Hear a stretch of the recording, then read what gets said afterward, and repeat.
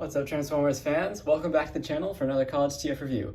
Today I'll be taking a look at another live action figure coming up from the new Transformers Rise of the Beast movie, that being the Deluxe class Airazor Studio Series. And this is another awesome release from Hasbro to the new lineup for Rise of the Beast, so really looking forward to that movie. And let's check out this figure. So to begin with, you do get the display stand included in the box, and this is very reminiscent of the scene that we see in the beginning of the first trailer there with Optimus Primal and Optimus in the woods there, I think of Peru or something. So pretty cool. You get that. And then the box itself, cool artwork of Airazor. Unsure if this is the actual, I'm assuming this is the actual CGI for the character in the movie, but that still remains to be seen, of course. Very cool looking combination of robot and beast. And there's product shots on the back, and the coloring that you see on the back is not actually how the figure looks, so we'll get into that in a minute. Like, this brown color is not on the figure, which I think is definitely for the better. So there you go, Studio Series 97. And figure itself, you do get, of course, instructions. This figure's transformation is very similar to all of the War for Cybertron Airazor figures, and all the repaints, very similar transformation. It's just this figure is a little bigger, and in my opinion, a little better. It has a few improvements that I think definitely make this figure much more enjoyable and much more playable than previous Airazor releases. So here we have her in her robot mode, looking pretty cool. It's a nice paint app, so I like all the silver they used. Not very many, but definitely I think enough. It looks pretty good. She definitely has pretty beastly appearance, I would say. Very cool. Very nice face sculpt as well. You can see nice green eyes, silver face mask, and a little bit of gold on the upper crest.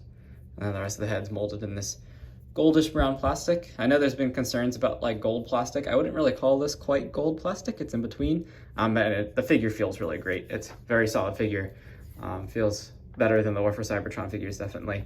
And in terms of hollowing, this figure actually, I mean, it has some, but it isn't too bad at all, in my opinion, and doesn't detract from the figure's overall feel and quality, nor the detail. So we're back. You can see all the cool wing detailing we get. I kind of like the way the plastic's that shiny, so it reflects the light, make it look like metal. And the green looks awesome.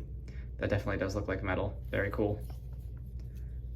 Very nice figure. So in terms of articulation, it does have ball joint at the head, so look left, right. Doesn't really look down because of the molding of the face. She can look up ever so slightly. If you kind of disengage this joint a little bit, you can get her looking up a little bit. That looks a little weird though, but I guess you could, if you lower the beak down, you can kind of fake that if you wanted to, though it doesn't look that great. And then of course side to side. Then we do get ball joints at the shoulders, so she can do the full 360. Of course, you know, some of the wing kibble back there getting a little bit in the way, but that's part of the look of the figure, so definitely doesn't detract from the appearance.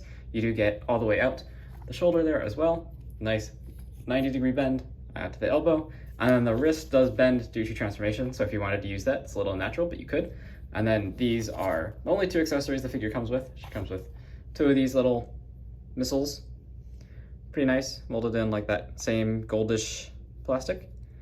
Feel good though, and they're painted. You can see they're molded in a brown plastic, painted gold. So, nice detailing. And then I do like the Maximal insignia here on her forearm. Very nice detail. You can see all the silver throughout. There's a little bit of silver smudge there, but not a big deal, at least for me. And then she does actually have waist rotation. The way they built this figure, the beak doesn't actually rest flush inside of this section. I mean, you can have it rest all the way in, so then you have like that gap there. I think it's actually meant to sit out a little bit, because that way you do get some waist rotation. And then of course, if you lift it up a little bit, you have lots of waist rotation. So that's nice that they actually kind of fixed that implementation of the waist joint on this figure. Now she does have very nice stiff leg joints, so she can kick out to 90, do the splits no problem, do forward to very great degree, and back. And if you move the wings out of the way, of course, you can get it going further. Very nice knee bend because of transformation, so very nice. And then at the feet, you do have a few joints, so because of transformation, you do get like this extra foot joint there if you wanted to use it. I haven't had a need for that in posing, but then you do get a ball joint here at the toe, which does do up and down very well, but the side to side isn't amazing. It's not bad, The only thing I would have liked to have seen in terms of articulation on this figure is some actual claws on the feet, so that when she's in her hawk or eagle mode, she can actually like open and close them and they stow away a little cleaner, so you can get her in better flying poses. But otherwise, articulation on this figure is definitely very good. And then of course you can articulate the wings however you want. So if you wanted to, you could just open this part out, which I think is actually a pretty cool look. They're not like too overly gigantic because she is one heck of a giant eagle in her alt mode. So you could do that, or you could open them out all the way, which we'll do in transformation. So get to that in a minute. So before we do transformation, oh, I'm sorry, I also did forget, for articulation, she does have a very stiff joint here at the upper knee that rotates instead of having an upper leg rotation point. And there's a lot of pin joints on this figure, which is awesome. Very nice, very solid, very sturdy figure. But yeah, some of these joints are very tight, which isn't a bad thing at all, because they're not going to break or anything. Very strong. So for some size comparisons, here is Airazor and Bumblebee, and you can see Airazor is actually, in this rendition of the character, much taller than Bumblebee, opposed to what we got in War for Cybertron, where they're, you know, somewhat close-ish in size. Here, Airazor has taken mighty big leap in size, so you have that. And then, of course, Battle Trap. And reviews for both of those guys are live, so you can see that. And Battle Trap is still a good bit taller than Airazor, being a Voyager and, of course, a Decepticon. And there's that comparison. Very cool. Definitely liking the way this Rise of the Beast cast is shaping up. You can see these two looking pretty cool together in battle, and we'll take a look at them in their alt modes too once we get her transformed. So speaking of, let's transform Airazor. So to begin with, I like to come to the arms and just rotate them inwards like this. And then you can actually do this whole transformation without detaching the missiles. So you just rotate them upwards, so just over her shoulders, like so. Then come to the back, and we want to work on the wings. So display these out. And then there's lots of hinge joints in here, which is really awesome for posing. And all of them are pin joints, which is even better. So you just want to open them up on both sides and then just attach. And you see there's a little tab that was in a slot there. But you do want to, she comes in the box. They're not actually attached that way. So you get to attach that and then just straighten out all the joints or pose it however you want for her bird mode, eagle mode. And there you have, the wings are done. Then you just want to come up to the tail, lift it up, and lift up that back part as well. And then come to the front here, and there's actually some double joints in here. So you can kind of see, it's kind of hard to see the hinges. There's two right in there, but we'll pull them out. So you just want to kind of lift, pull away from the backpack, and it's all pin joints again, which is good because these joints are nice and stiff. So here you can kind of see there's two joints in there, double hinge, and you're just gonna try and pull it up to the maximum position that it goes to. Sorry, her wings, she's got a big wingspan. Just hit the camera. These joints are also nice and stiff, so it should lock in like that. You can kind of see those two pins here. Now this one was down here, and now it's up here. So you just shifted everything forward.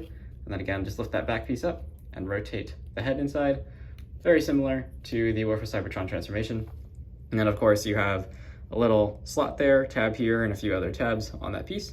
The main thing is just to make sure that one slots up, so that one all lines up. And then you want to come to the waist, rotate around, and then you can just resecure that tail piece. Now move those big wings out of the way so you can work on the remainder of the arms here. So you have them rotated inwards. Then you just want to collapse the fists, and there's little cavities there in the waist, just slots into that. Do the same thing on the other side, of course. Slot that arm in. And since she's a bigger figure too than the War for Cybertron one, the transformation is just a lot easier because it's easier to maneuver all of those little joints. Because on the War for Cybertron version, I remember like those joints are very small in comparison. So now it's just a matter of rotating all the leg joints around, just like the War for Cybertron version. So you want to rotate here at that upper knee joint, and then come to the legs and the feet. And the feet you want to rotate all the way around, and then just collapse on that other joint. And then you have this part, I think, is much improved from the War for Cybertron one, because this joint was, at least on mine, very hard to actually engage in robot and from when you're trying to transform her into eagle mode. So you have a little slot here, or a little tab here, and it could just slot into kind of the hollow groove on the leg. You can see there's like kind of a little nub in there, right there. So just rotate it around, and it slots in very easily. And then this is why the back of the leg's hollow, so then all of that collapses pretty snugly. You can do the same thing on the other side as well. Just rotate it till you get into that tab. Of course, rotate. Don't forget to rotate the leg around, rotate the foot around, and collapse the foot. Rotate all that, and there you go. We have Airazor in her eagle mode, which is looking pretty cool. She is one heck of a gigantic beast, though. I mean, very, very large eagle, indeed. But looking very nice. Very big wingspan, as you can see. Very cool.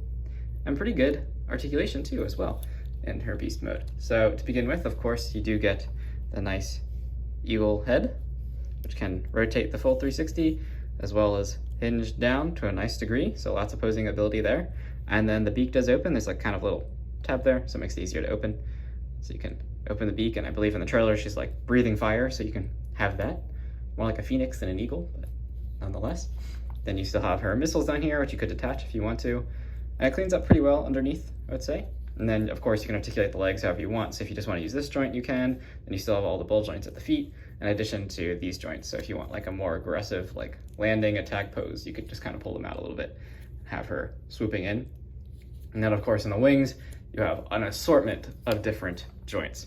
And you can see how nicely all the wing does line up together, but you can use any one of these joints to get a very dynamic array of posing. And if you wanted to display her with her wings kind of tucked up, you can just collapse all of it and just have her with her wings tucked like so.